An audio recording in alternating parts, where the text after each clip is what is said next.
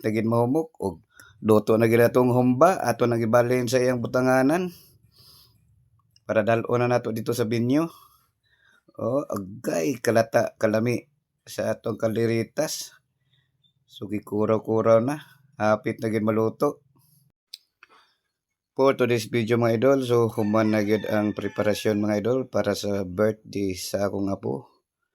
Ug mao na ni siya ang dagway. Kanindot. Unya ang atong mga table na nay mga gibutang nga mga panapton para sa ihang tablecloth. Okay. Ato siyang gituyok para makita po nato o kani atong lamas preparado na para sa itong mga menu o na mga sauce. Tanan para sa atong menu mga gi-mix na, gikumot-kumot na. Para sa atong pork steak mo si Idol Iman.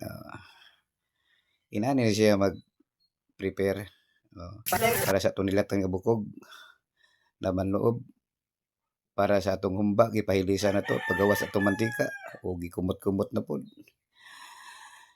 Atong mga lamas green kayo. So mao na niyang kabuhan sa atong binyo. Karon nag-prepare na ta sa soundbox. O kanay mo ang atong kalderita, gilat-an na nato. So hapit na gid mahumok og luto na gid atong humba ato nang ibalhin sa iyang butanganan para dal-on na nato dito sa binyo. Agay kalata kalami sa atong kalderitas. So gikuraw-kuraw na, hapit na gid maluto. Gipalata na gid ang tugmayo para lami siya kaunon. Karon nagtatta na ta sa lechon kay na kay gutom na daw kayo. Busy na si Lolo Lion.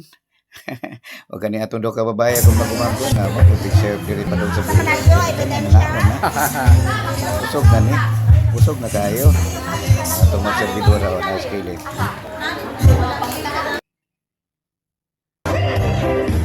Siyempre, pag umadkaon, kanta-kanta sa gamay, sayap-sayap, dako. Para mailisan ba for today's video. Salamat.